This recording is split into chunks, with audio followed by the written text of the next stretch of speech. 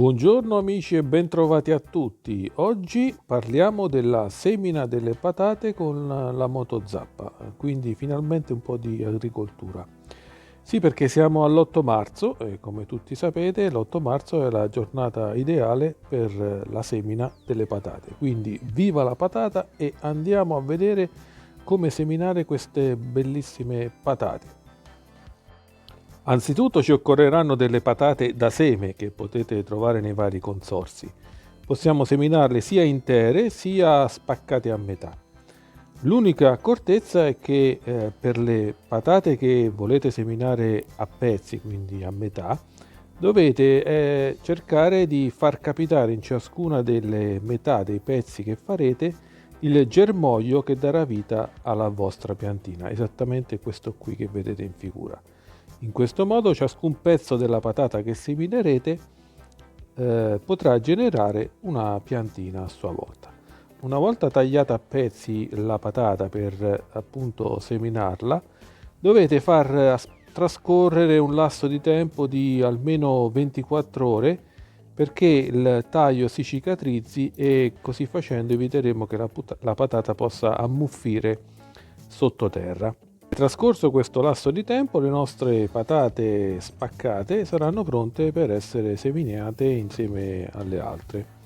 Ma vediamo in dettaglio come effettuare la lavorazione della terra. Io utilizzo il mio motozappa che è un Benassi 329, è molto valido come motozappa e anche molto potente e lo utilizzo in congiunta ad un altro accessorio che è l'assolcatore. L'assolcatore serve per effettuare il solco profondo di 20-30 cm di cui abbisognano i semi di patata per poter essere correttamente seminati. Vedete qui nella figura il mio motozappa abbastanza vecchiotto, è un motozappa revisionato. È presente comunque la frizione per l'innesto delle marce, l'acceleratore e nelle stegole è presente anche la frizione per la retromarcia e l'interruttore di sicurezza che ci permette di far spegnere il motozappa quando abbandoniamo la presa sulle stegole. È una protezione di sicurezza molto importante. Quando utilizzate questi attrezzi usate sempre la massima attenzione. Vedete qui ho già inserito lo sperone pronto per la fresatura del terreno. Però vi do un piccolo consiglio furbo: quando dovete iniziare la lavorazione di un terreno per la prima volta e quindi risulta essere molto duro, invertite lo sperone e in questo modo il motozappa sarà molto più efficace e la fresa del motozappa penetrerà in maniera molto più profonda nel terreno. Una volta montato lo sperone al contrario, procediamo all'accensione. Diamo gas con l'acceleratore, tiriamo la frizione e abbassiamo ovviamente la sicurezza per consentirci l'accensione. La marcia è su folle e venite con me, proviamo ad accendere questo motozappa. Pronti? Via! Beh, che dire, questo motore Acme 220 è un vero gioiellino. Anche dopo tantissimi anni questo motozappa mi dà delle grandi soddisfazioni. Ma andiamo adesso sul campo ad effettuare la prima fresatura del terreno con lo sperone al contrario. Non dimenticatevi di mettere like e di iscrivervi al mio canale. Grazie. Una volta raggiunto il campo e il terreno da fresare, iniziamo sempre con la prima marcia a un regime medio-basso e vediamo come si comporta la terra. Se la terra dovesse essere troppo bagnata è meglio aspettare che si asciughi, ma non troppo perché la terra asciutta è sempre più difficile poi da fresare. Lasciamo che il motozappa affondi il più possibile e poi ogni tanto, avendo messo lo sperone al contrario, dovremmo un po' alzarlo per farlo procedere quando lo decideremo noi. E fatta una prima passata in questo senso, possiamo magari aspettare un giorno, 2 giorni e poi ricominciare con una seconda passata. Lasciate sempre che il tempo e le condizioni atmosferiche lavorino per voi.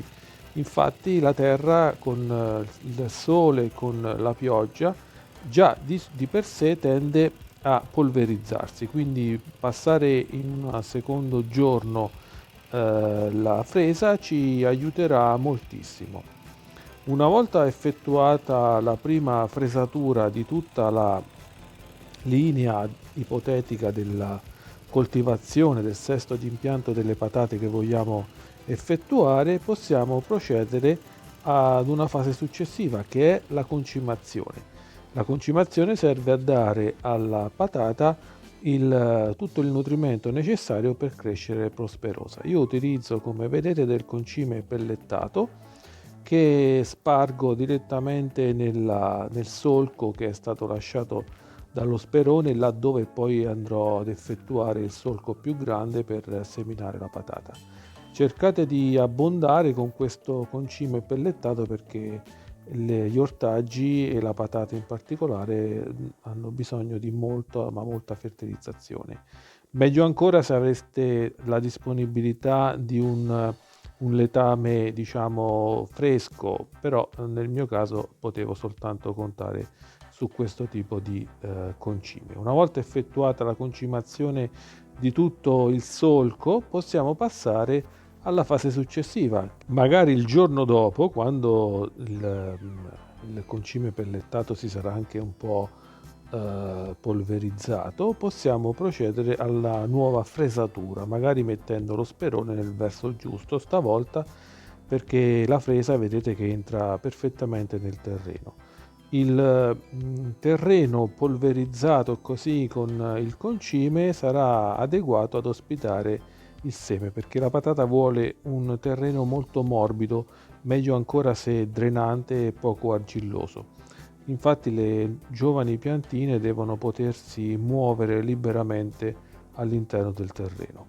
Una volta effettuata la seconda fresatura e aver ridotto il terreno in polvere, siamo pronti per la semina vera e propria. Montiamo l'assolcatore nella parte dello sperone del motozappa e iniziamo a effettuare la passata per tracciare il solco profondo 20-30 cm in cui poi verrà accolto il seme della patata. Procediamo lentamente in modo tale da far effettuare un bel solco bello profondo. Questo assolcatore ha la possibilità di essere regolato, quindi potremo effettuare il solco più o meno grande a seconda della regolazione.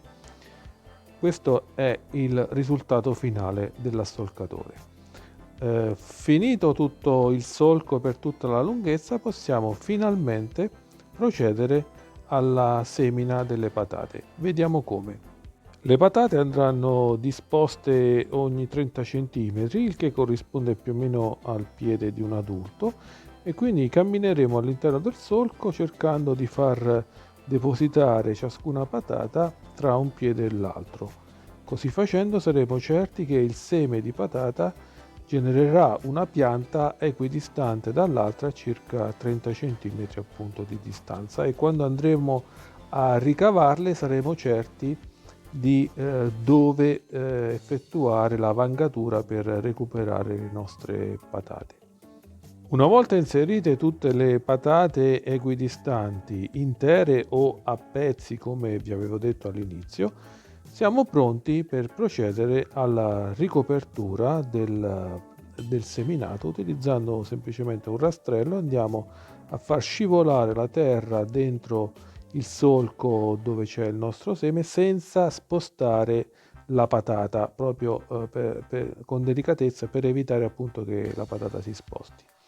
Fatto questo, per tutta la filara la nostra piantumatura delle patate è fatta.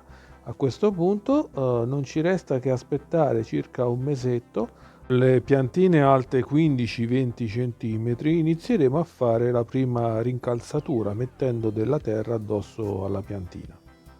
La raccolta avverrà verso giugno-luglio, quando le piantine si saranno completamente seccate.